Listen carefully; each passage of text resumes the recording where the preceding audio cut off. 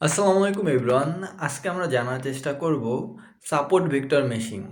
তো support vector মেশিং বুঝতে হলে খুব সহজেই আমরা বুঝতে পারি। ধরুন একটা শহরে দুই ধরনের মানুষ আছে, একদল ভালো মানুষ আরেক দল হলো চাঁদাবাজ। এখন পুলিশ জানতে চায় কারা ভালো মানুষ আর কারা চাঁদাবাজ। এই জন্য পুলিশ একটা সিস্টেম বানাতে চায় যা মানুষের কিছু আচরণ দেখেই বুঝতে পারবে সে মানুষটা ভালো মানুষ নাকি চাঁদাবাজ। এর জন্য পুলিশ কিছু তথ্য সংগ্রহ করলো, যেমন সে মানুষের সাথে কেমন আচরণ করে, সে কি মানুষকে সাহায্য করে, তার বিরুদ্ধে কোনো অভিযোগ আছে কি না। তো এই তথ্যগুলো নিয়ে প্রতিটি মানুষকে একটা ডেটা পয়েন্ট হিসেবে তুলে ধরলো।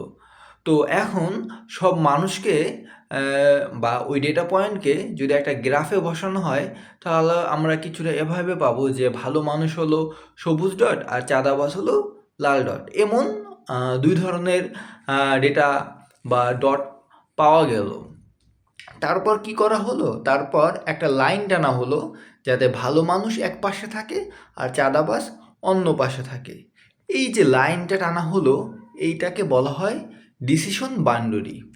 তো সবচেয়ে গুরুত্বপূর্ণ বিষয় হলো যে কিছু মানুষ আছে যারা এই লাইনের খুব কাছাকাছি অবস্থান করে, মানে তাদের আচরণ এমন যে একটু বুঝতে কষ্ট হয়ে যায় তারা ভালো মানুষ নাকি চাঁদাবাজ।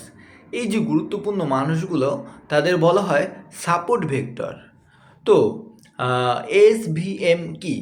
আসলে এই যে কাছাকাছি ডেটা পয়েন্টগুলো থাকে, যেগুলো একেবারে লাইনের কাছাকাছি থাকে, হ্যাঁ, এই ডেটা পয়েন্টগুলো দেখে মেশিন, মানে এই যে কাছাকাছি যে ডেটা পয়েন্ট, এগুলো দেখে মেশিন এমন একটা লাইন খুঁজে বের করে যাতে দুই গ্রুপের মাঝে সবথেকে বেশি, হ্যাঁ, নিরাপদ দূরত্ব থাকে।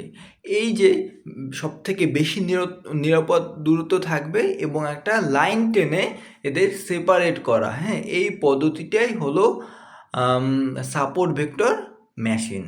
তো আজকে এই পর্যন্তই। আল্লাহ হাফেজ।